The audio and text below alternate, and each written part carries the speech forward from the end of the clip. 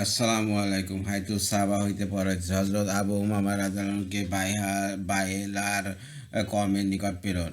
হজরত আবু উমামা রাদিয়াল্লাহু বলেন, রাসূলুল্লাহ সাল্লাল্লাহু আলাইহি ওয়াসাল্লাম আমার কওমের লোকজনকে আল্লাহ তাআলার প্রতি দাওয়াত প্রদান এবং তাদের সম্মুখে শরিয়ত বিধান ইত্যাদি প্রকাশ করিবার জন্য আমাকে তাদের নিকট প্রেরণ করিলেন। আমি তাদের নিকটে এমন সময় পৌঁছালাম যখন তারা নিজেদের উটগুলিকে পানি পান করাইয়া উহার দুধ দহন করিয়া পান করিয়া লইয়াছিল। তারা আমাকে দেখা মাত্র বলিয়া উঠিল, সুদাই ইবনে আজলালকে মারহাবা। সুদাই হজরত আবু উমার রাদিয়াল্লাহু আসল নাম। তারা বলিল, আমাদের নিকট এই সংবাদ পৌঁছাইছে যে তুমি এই ব্যক্তি হজরত মুহাম্মদ সাল্লাল্লাহু আলাইহি ওয়াসাল্লামের দিকে ঝুঁকিয়া পড়িয়াছ। আমি বললাম, না, বরং আমি আল্লাহ ও তার রাসূলের প্রতি ঈমান আনিয়াছি। আর রাসূলুল্লাহ সাল্লাল্লাহু আলাইহি ওয়াসাল্লাম আমাকে তোমাদের নিকট ইসলাম ও উহার বিধানসমূহ পেশ করিবার জন্য প্রেরণ করিয়াছেন। আমাদের মধ্যে এই কথাবার্তা চলিতেছিল। এমন সময় তারা বড় এক পেয়ালায় খাবার সাজাইয়া আনিল এবং মাঝখানে রাখিয়া তাহারা উহা চারিদিকে গোল হইয়া বসিল। অথবা খাইতে আরম্ভ করিল এবং আমাকে বলিল, এ সুদাই, তুমি আসো। আমি বলিলাম, তোমাদের নাশ হোক। আমি তোমাদের নিকট এমন এক ব্যক্তির পক্ষ হইতে আসিয়াছি যিনি আল্লাহর আল্লাহর নাজিল করা হুকুম অনুসারে এই জবাইবিহীন পশু তোমাদের উপর হারাম করিয়াছেন। অবশ্য জবাই করিলে তা হালাল। তা বলিল, তিনি এই বিষয়ে কি বলিয়াছেন? আমি বললাম, এই আয়াত নাজিল হইয়াছে, অত তোমাদের প্রতি হারাম করা হয়েছে মৃত জীব, প্রবাহিত রক্ত, শুকরের গোস্ত এবং যে সকল জন্তু গায়রুল্লাহর নামে উৎসাহিত হইয়াছে এবং যে জন্তু শ্বাসরোধ করার দরুন মরিয়াছে এবং যা আঘাতের কারণে মরিয়াছে এবং যা উচ্চ স্থান থেকে পড়িয়া মরিয়াছে এবং যা সিংহের আঘাতের দরুন মরিয়াছে এবং যাহাকে কোনো হিংস্র জন্তু খাইয়াছে, কিন্তু যাহাকে তোমরা জবাই করিয়া লইয়াছ তা হারাম নহে। আর যে জন্তু যজ্ঞবেদিতে জবাই করা হইয়াছে তাও হারাম। এবং উহাও হারাম যে গোস্ত ইত্যাদি বন্টন করো লটারির তীরের মাধ্যমে। হযরত আবু উমামা রাদিয়াল্লাহু বলেন, আমি তাদেরকে বারবার দাওয়াত দিতেছিলাম এবং আর তারা অস্বীকার করিতেছিল। আমি বলিলাম, তোমাদের নাশ হোক, আমি খুব পিপাসিত, আমাকে একটু পানি দাও। তারা বলিল, না, আমরা তোমাকে পানি দেব না, তুমি এইভাবে পিপাসায় কাতর হইয়া মরিবে। হযরত আবু উমামা রাদিয়াল্লাহু বলেন, আমার মাথায় পাগড়ি ছিল, আমি উহাকে ভালোরূপে মাথায় পেঁচাইয়া লাগিলাম এবং কঠিন গরমের মধ্যে উত্তপ্ত বালুর ওপর শুইয়া পড়িলাম। ঘুমের ভিতর স্বপ্নে দেখিলাম এক ব্যক্তি আমার নিকট একটি কাঁচের পাত্র লইয়া আসিল। পাত্রটি এমনই সুন্দর ছিল যে এইরূপ সুন্দর পাত্র কেউ কোনোদিন দেখে নাই। উহাতে এমন সুস্বাদু পানীয় ছিল যে উহার ন্যায় সুস্বাদু পানীয় কেউ কোনোদিন দেখে নাই। উক্ত ব্যক্তি সেই পাত্র আমাকে দিল এবং আমি উহা পান করিলাম। পানি পান শেষ করিতেই আমি জাগিয়া গেলাম। ক্ষুধার কসম, সেই পানি পান করিবার পর আর কখনো আমি পিপাসিত হই নাই। পিপাসা কেমন হইয়া থাকে তাও বলিতে পারি না। অপরে অতিরিক্ত ইহাও বর্ণিত হইয়াছে যে তাদের মধ্য হইতে এক ব্যক্তি কওমের লোকদের বলিল, কওমের এক সর্দার তোমাদের নিকট আসিল, আর তোমরা তার কোনো সমাধান করিলে না। উহা শুনিয়া তারা আমার নিকট এক পেয়ালা দুধ আনিল। আমি বলিলাম, আমার ইহার কোনো প্রয়োজন নাই এবং আমি তাহাদেরকে আমার স্বপ্নে ঘটনা শুনাইলাম এবং নিজের ভরা পেট উন্মুক্ত করিয়া দেখাইলাম। উহা দেখে তারা সকলে মুসলমান হইয়া গেল। এক ব্যক্তিকে বনু সাদ গোত্রের নিকট প্রেরণ। হযরত আনাব ইবনে কায়েস রাদিয়াল্লাহু বলেন, আমি একবার হযরত ওসমান রাদিয়াল্লাহুর খিলাফত আমলে বাইতুল্লাহ শরীফে তওয়াফ করিতেছিলাম। এমন সময় বনু লাইস গোত্রে এক ব্যক্তি আমার হাতে ধরিয়া বলিলেন, আমি কি তোমাদের একটি সুসংবাদ দিব? আমি বলিলাম, অবশ্যই। তিনি বললেন, তোমার সেই দিনের কথা মনে পড়ে কি, যেদিন রাসূলুল্লাহ সাল্লাল্লাহু আলাইহি ওয়াসাল্লাম আমাকে তোমার কওমের নিকট প্রেরণ করিয়াছিলেন এবং আমি তাহাদের সম্মুখে ইসলাম পেশ করিতেছিলাম, তাহাদিগকে উহার প্রতি দাওয়াত দিতেছিলাম। তখন তুমি বলিয়াছিলে যে নিঃসন্দেহে আপনি আমাদেরকে ভালো কাজের প্রতি দাওয়াত দিতেছেন এবং ভালো কাজের আদেশ করিতেছেন। আর তিনি অর্থাৎ রাসূলুল্লাহ সাল্লাল্লাহু আলাইহি ওয়াসাল্লাম ভালো কাজের প্রতি দাওয়াত দিতেছেন। নবী করিম সাল্লাল্লাহু আলাইহি ওয়াসাল্লাম তোমার এই উক্তি জানিতে পারিয়া তোমার সম্পর্কে এই দোয়া করিয়াছেন, আয় আল্লাহ, আনাবকে মাফ করিয়া দিন। পরবর্তীকালে হযরত আনাব রাদিয়াল্লাহু বলিতেন, নবী করিম সাল্লাল্লাহু আলাইহি সাল্লামের এই দোয়াই আমার নিকট আমার সকল আমল অপেক্ষা অধিক আশার বস্তু। এ সাহাবা ইমাম আহমদ ও তাবারানি এই রিওয়ায়েতের শেষ অংশে এইভাবে উল্লেখ করিয়াছেন যে, বনু লাইস গোত্রের ব্যক্তি বলিলেন, যেদিন রাসূলুল্লাহ সাল্লাল্লাহু আলাইহি ওয়াসাল্লাম আমাকে তোমার বনু সাদের নিকট তাদেরকে ইসলামের দাওয়াত দেওয়ার উদ্দেশ্যে প্রেরণ করিয়াছিলেন, সেই দিন তুমি বলিয়াছিলে যে তিনি অর্থাৎ রাসূলুল্লাহ সাল্লাল্লাহু আলাইহি ওয়াসাল্লাম ভালো কথাই বলিয়াছেন, অথবা এইরূপ বলিয়াছিলে যে আমি তো সুন্দর কথাই শুনিতে পাইতেছি। তারপর আমি ফিরিয়া আসিয়া নবী করিম সাল্লাল্লাহু আলাইহি ওয়াসাল্লামের নিকট তোমার এই কথা ব্যক্ত করিলে তিনি এই দোয়া দিয়াছিলেন, আয় আল্লাহ, আনাবকে মাফ করিয়া দিন। পরবর্তীকালে হযরত আনাব রাদিয়াল্লাহু বলিয়াছেন, রাসূলুল্লাহ সাল্লাল্লাহু আলাইহি ওয়াসাল্লামের এই দোয়া অপেক্ষা আমি আর কোনো জিনিসের প্রতি অধিক আশাবাদী নই। এক ব্যক্তিকে বড় এক সর্দারের নিকট প্রেরণ। হযরত আনাস রাদিয়াল্লাহু বলেন, রাসূলুল্লাহ সাল্লাল্লাহু আলাইহি ওয়াসাল্লাম তার এক সাহাবীকে আল্লাহ তাআলার প্রতি দাওয়াত দিবার উদ্দেশ্যে জাহিলিয়াত যুগে বড় এক সর্দারের নিকট প্রেরণ করিলেন। দাওয়াত শুনিয়া উক্ত সর্দার জিজ্ঞাসা করিল, তোমার সেই রব যাহার প্রতি আমাকে আহ্বান জানাইতেছ, তিনি কিসের তৈরি? লোহা, তামা, রূপা না স্বর্ণের? সেই সাহাবী নবী করিম সাল্লাল্লাহু আলাইহি ওয়াসাল্লামের নিকট ফিরে আসিয়া লোকটির বক্তব্য সম্পর্কে অবহিত করলে তিনি তাহাকে দ্বিতীয়বার প্রেরণ করিলেন। সে আবারও পূর্বের ন্যায় উক্তি করিল। সাহাবী নবী করিম সাল্লাল্লাহু আলাইহি ওয়াসাল্লামের নিকট আসিয়া জানাইলে তিনি তাহাকে তৃতীয়বার প্রেরণ করিলেন। তৃতীয়বারও সে একই কথা বলিল। সাহাবী আসিয়া নবী করিম সাল্লাল্লাহু আলাইহি ওয়াসাল্লামের জানাইলে তিনি বলিলেন, আল্লাহ তাবারক ওয়া তাআলা তোমার সেই সর্দারের উপর বজ্রপাত নাজিল করিয়াছেন, যা তাকে জ্বালাইয়া দিয়াছে। উক্ত ঘটনার পরিপ্রেক্ষিতে এই আয়াত নাজিল হয়। অর্থ, আর তিনি বজ্রপাত করেন অথবা যার উপর ইচ্ছা তাহা নিক্ষেপ করেন, তথাপি তাহারা আল্লাহ সম্পর্কে বিতর্ক করে, অথচ তিনি মহাশক্তিশালী। আবু ইয়ালা ও বাজার হইতে অনুরূপ একটি রেওয়াতে বর্ণিত হইয়াছে। তবে উক্ত রেওয়াতে বলা হইয়াছে, রাসূলুল্লাহ সাল্লাল্লাহু আলাইহি ওয়াসাল্লাম এক সাহাবীকে আরবের ফিরআউনদের মধ্য হইতে এক ফিরআউনের নিকট প্রেরণ করিলেন, এবং সেই সাহাবী নবী করিম সাল্লাল্লাহু আলাইহি ওয়াসাল্লামের নিকট ফিরিয়া আসিয়া বলিলেন, ইয়া রাসূলুল্লাহ, এই ব্যক্তি তো ফিরআউন অপেক্ষা অধিক অবাধ্য। অথবা এই রেওয়াতে এই রূপ বর্ণিত হইয়াছে যে উক্ত সাহাবী দ্বিতীয়বার তাহার নিকট যাইয়া পূর্ব কথার পুনরাবৃত্তি করিলেন। তিনি তাহার সহিত কথা বলিতেছিলেন, এমন সময় আল্লাহ তাআলা তাহার মাথা বরাবর একখণ্ড মেঘ প্রেরণ করিলেন। সাহাবী বলেন, সেই মেঘ গর্জন করিয়া উঠিল এবং তাহা হইতে এমন ভীষণ এক বজ্রপাত হইল যে লোকটির মাথায় খুলি উড়াইয়া লইয়া গেল। এই বিষয়ে হযরত খালিদ ইবনে সাঈদ রাদিয়াল্লাহু এর হাদিস পূর্বে উহুদ যুদ্ধের ময়দানে দাওয়াত প্রদানের বর্ণনায় উল্লেখ করা হইয়াছে। তিনি বলিয়াছেন যে রাসূলুল্লাহ সাল্লাল্লাহু আলাইহি ওয়াসাল্লাম আমাকে ইয়ামেনে পাঠাইলেন এবং বললেন, তুমি যে কোনো আরব গোত্রের সম্মুখীন হও, যদি তো তাদের মধ্যে আযানের ধ্বনি শুনতে পাও তবে তাদেরকে কোনো প্রকার উত্ত্যক্ত করিবে না, আর যদি আযানের ধ্বনি শুনতে না পাও তবে তাদেরকে ইসলামের প্রতি দাওয়াত দিবে। এমনইভাবে রাসূলুল্লাহ সাল্লাল্লাহু আলাইহি ওয়াসাল্লাম কর্তৃক হযরত আমর ইবনে মুরারা জুহানী রাদিয়াল্লাহু তার কওমের নিকট প্রেরণের ঘটনা সামনে আসিতেছে। আল্লাহর প্রতি দাওয়াত প্রদানের উদ্দেশ্যে জামাত প্রেরণ ও দুমাতুল জান্দালে জামাত প্রেরণ।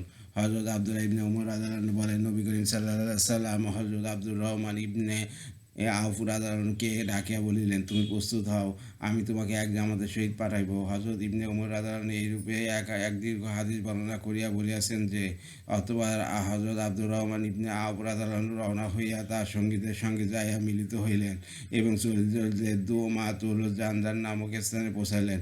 সেখানে পৌঁছিয়া তিনি তাদেরকে 3 দিন পর্যন্ত ইসলামের প্রতি দাওয়াত দিলেন। তৃতীয় দিন সেখানকার সর্দার হযরত আসবাক ইবনে আমর কালবি রাদিয়াল্লাহু ইসলাম গ্রহণ করিলেন। তিনি পূর্বে খ্রিস্টান ছিলেন এবং সেখানকার সর্দার ছিলেন। হযরত আব্দুর রহমান রাদিয়াল্লাহু রাফে ইবনে মাকিস নামে জুয়াইনা গতি এক ব্যক্তির মাধ্যমে পরিস্থিতির খবর দিয়া নবী করিম সাল্লাল্লাহু আলাইহি ওয়াসাল্লামের নিকট একটি পত্র লিখিলেন। নবী করিম সাল্লাল্লাহু আলাইহি ওয়াসাল্লাম তার পত্রের জবাবে লিখিলেন যে, তুমি আসবাগের মেয়েকে বিবাহ করিয়া লও। তিনি আসবাগের তোমাদের নামীয় মেয়েকে বিবাহ করিলেন। আবু সালামা ইবনে আব্দুর রহমান তার গর্ভজাত সন্তান। এছাড়া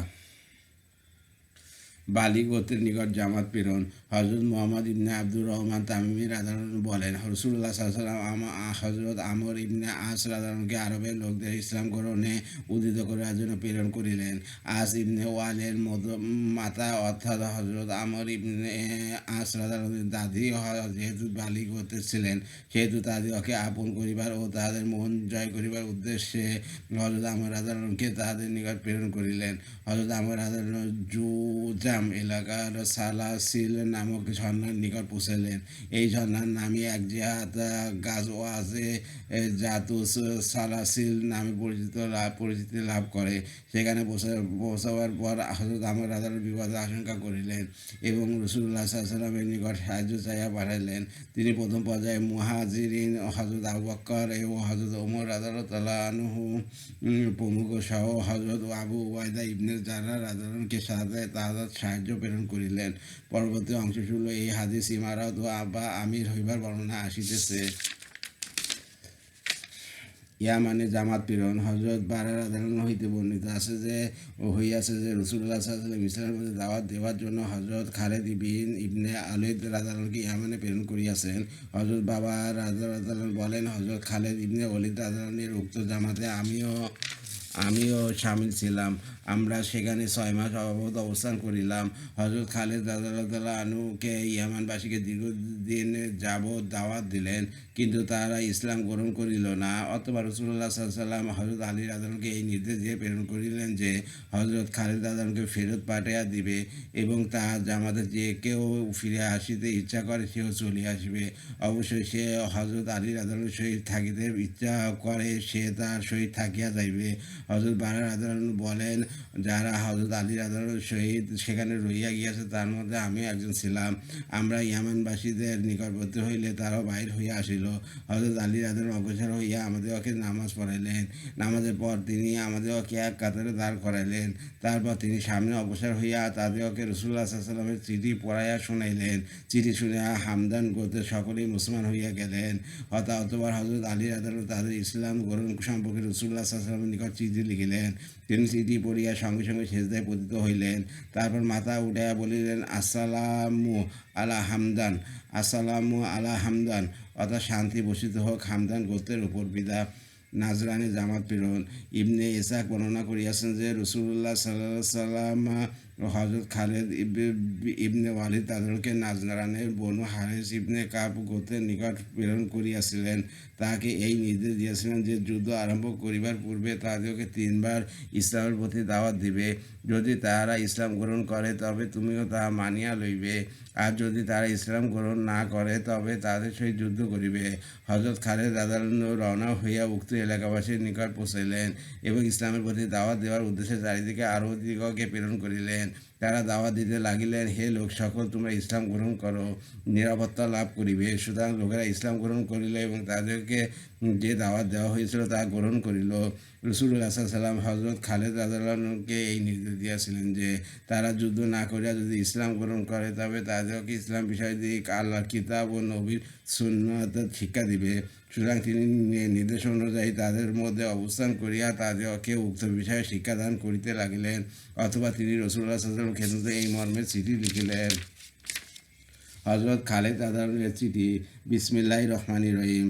আল্লাহর নবী ও রাসূল হযরত মুহাম্মদ সাল্লাল্লাহু আলাইহি ওয়াসাল্লামের প্রতি খালিদ ইবনে ওয়ালিদের পক্ষ হইতে আসসালামু আলাইকা ইয়া রাসূলুল্লাহ ওয়া রাহমাতুল্লাহি ওয়া বারাকাতুহু।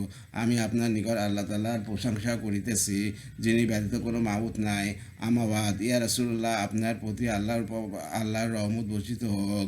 আপনি আমাকে বনু হারিস ইবনে কাব গোত্রের নিকট প্রেরণ করিয়াছিলেন এবং এই নির্দেশ দিয়াছিলেন যে আমি তাদের নিকট পৌঁছাবার পর 3 দিন যেন তাদের সহিত যুদ্ধ না করি এবং ইসলামের প্রতি তাদেরকে দাওয়াত প্রদান করি। যদি তারা ইসলাম গ্রহণ করে তবে যেন আমিও তা মানিয়া লই এবং তাদেরকে ইসলামের হুকুম ইত্যাদি আল্লাহর কিতাব ও তার নবীর সুন্নাহ শিক্ষা দান করি। আর যদি তারা ইসলাম গ্রহণ না করে তবে তাদের সহিত যুদ্ধ করি। অতএব আমি তাদের নিকট পৌঁছাইয়া রাসূলুল্লাহ সাল্লাল্লাহু আলাইহি ওয়াসাল্লামের নির্দেশ অনুযায়ী তাদেরকে 3 দিন ইসলামের প্রতি দাওয়াত প্রদান করিয়াছি এবং এই ব্যাপারে আমি তাদের মধ্যে চারিদিকে আরোহী প্রেরণ করিয়া এইরূপে দাওয়াত দিয়াছি যে, হে বনু হারিস, তোমরা ইসলাম গ্রহণ করো, নিরাপত্তা লাভ করিবে। সুতরাং তারা সকলে ইসলাম গ্রহণ করিয়াছে, যুদ্ধ করে নাই।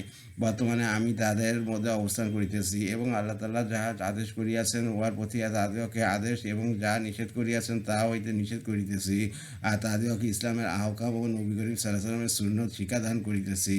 রাসূলুল্লাহ সাল্লাল্লাহু আলাইহি ওয়াসাল্লামের পক্ষ হইতে পরবর্তী নির্দেশের অপেক্ষায় রইলাম। ওয়াসসালামু আলাইকা ইয়া রাসূলুল্লাহ ইয়া ওয়া রাহমাতুল্লাহি ওয়া বারাকাতুহু। রাসূলুল্লাহ সাল্লাল্লাহু আলাইহি ওয়াসাল্লামের চিঠি। রাসূলুল্লাহ সাল্লাল্লাহু আলাইহি ওয়াসাল্লাম এই মর্মে তার চিঠির উত্তর দিলেন, বিসমিল্লাহির রহমানির রহিম। আল্লাহর নবী ও রাসূল হযরত মুহাম্মদ সাল্লাল্লাহু আলাইহি ওয়াসাল্লামের পক্ষ হইতে খালিদ ইবনে ওয়ালিদের প্রতি সালামুন আলাইকা। আমি তোমার নিকট একা আল্লাহর প্রশংসা করিতেছি, যিনি ব্যতীত কোনো মাবুদ নাই। আমাবাদ, বাহক মারফত তোমার চিঠি আমার নিকট পৌঁছাইয়াছে। তুমি জানিয়াছ যে বনু হারিস ইবনে কাব গোত্রগণ যুদ্ধের পূর্বে ইসলাম গ্রহণ করিয়াছে। তারা তোমার দেওয়া ইসলাম দাওয়াতকে গ্রহণ করিয়াছে। তারা সাক্ষ্য দিয়েছে যে আল্লাহ ব্যতীত কোনো মাবুদ নাই এবং হজরত মোহাম্মদ সাল্লাল্লাহু আলাইহি সাল্লাম তার বান্দা ও রাসূল। আল্লাহ তাআলা তাদেরকে আপন হেদায়েত দান করিয়াছেন, সুতরাং তাদেরকে সুসংবাদ দান করো এবং ভীতি প্রদর্শন করো। তারপর তুমি ফিরে আসো এবং তোমার সহিত তাদের প্রতিনিধি দল লইয়া আসো। ওয়াসসালামু আলাইকা ওয়া রাহমাতুল্লাহি ওয়া বারাকাতুহু। আয়াতুস সাবা হইতে পড়া হইয়াছে।